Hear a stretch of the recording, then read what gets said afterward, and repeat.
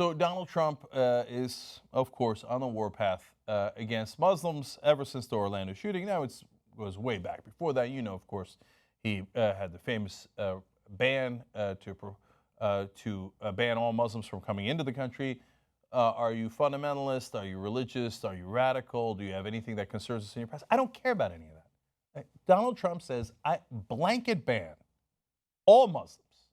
I'm not interested in that conversation about who are the good Muslims, bad Muslims.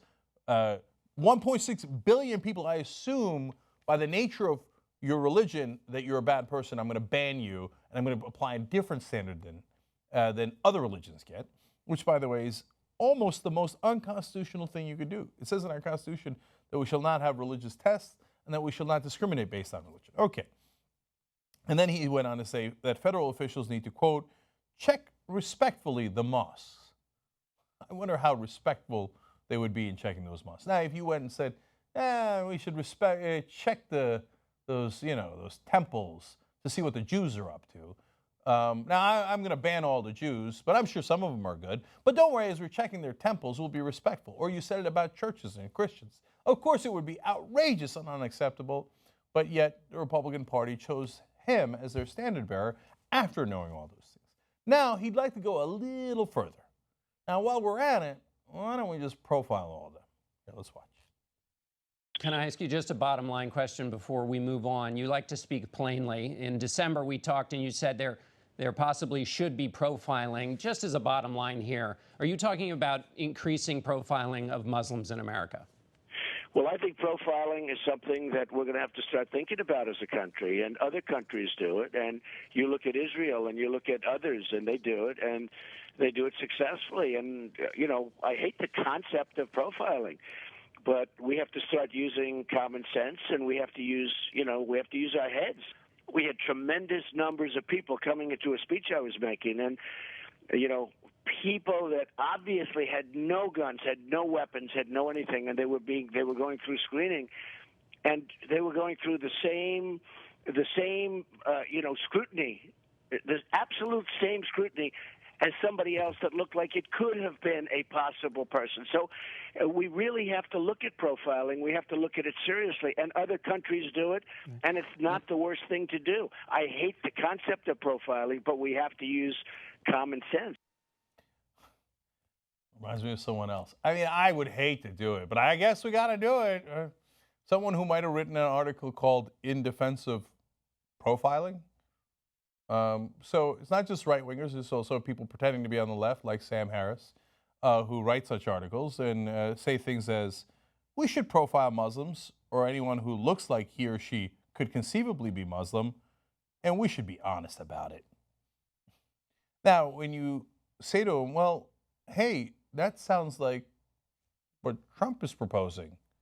And he's saying, hey, look, he's just being honest about it, man. And Face the Nation, they asked him, hey, you like to be blunt and honest, right? And he's like, yeah, we got to. Man, I would hate to do it, but we're going to have to do it, right? Now, Sam Harris says, no, it could be people like me. I mean, if you cleaned up a couple of those terrorists, I mean, they could look like me. I mean, let's just make sure that, we're looking at mainly Muslims, profiling Muslims, and I guess you kind of look Muslim, but mainly the Muslims. But if you look Muslim or could conceivably be Muslim, remember, we got to watch out for the Muslims. We have a problem in this country. It is the Muslims. So some people have to be thrilled about this development. Yes, we finally get to profile those dastardly Muslims. What do we think? Should we put something on them? I mean, once we profile them, I don't want to go through the hassle of re-looking at their thing. I mean, let's just put something on them so we know who they are. I mean, if we're going to profile them at the clubs and at the airports and all these different places, I mean, maybe like a green crescent or something so that we'll know. Okay, that one's Muslim or conceivably Muslim. Okay, good. Now we know who the real enemy is, the real problem is.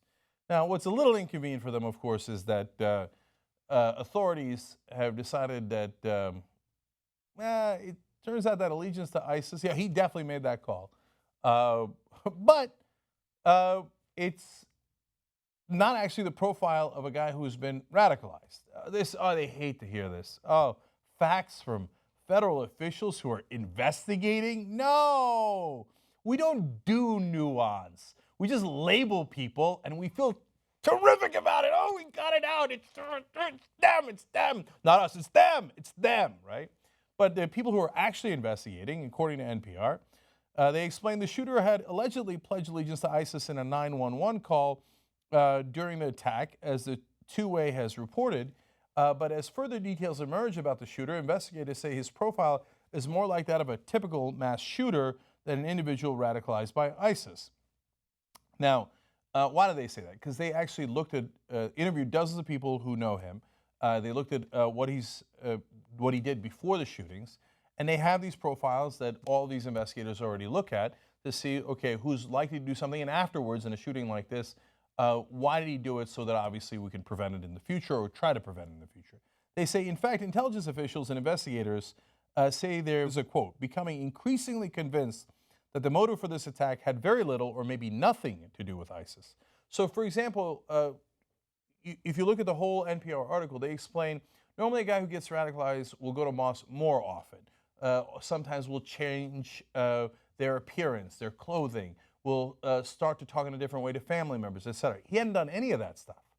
So instead, they say, quote, investigators have also been struck by how closely the shooter's biography adheres to profiles that they associate with typical mass shooters. And then they explain all the different things they look at mass shooters. Bullied in school, check. Had a history of violence, check.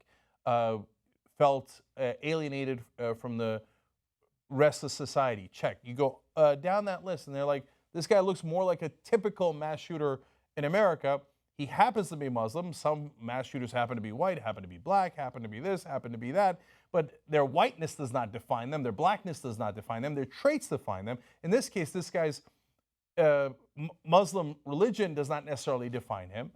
And look, you got an argument against that, and you say, hey, he called in ISIS. I see it. It's a black and white world. I don't do nuance. If you want to scream that from the rooftops and say, no, he called 911 and said it because of ISIS.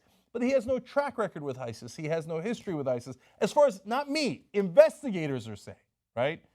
And he does not appear that he got radicalized in a way that they normally identify, right? Instead, he took a radical action like a mass shooting that we have seen others do in this country, and he fits that profile. But it doesn't matter. If a white person does it, black person does it, Asian guy does it, we don't go profile Asians, whites, blacks. If you wanted to catch the guy, you would profile him based on behavior, and that's why you would go to your checklist and say, what kind of a shooter is he, and what could we do to prevent it? But if you don't do nuance, and you're not interested in that conversation, and you find that he's Muslim, you go, yes, I got what I wanted. He's Muslim, and I'm coming after him. I'm not just coming after him, I'm coming after all of them. And I'm going to profile them, and I'm going to respectfully check their mosques. I wouldn't do that to good white folks in their churches, right? I wouldn't even do that to black folks in their churches. I wouldn't do it to any other religion, but I've got what I needed. The guy was Muslim, but the investigators say that's probably not why he did it. I don't care. I don't care. I don't do nuance. I do black and white world, okay? I look at one simple factor, and that's it. And I consider myself sophisticated. Okay, now one last thing.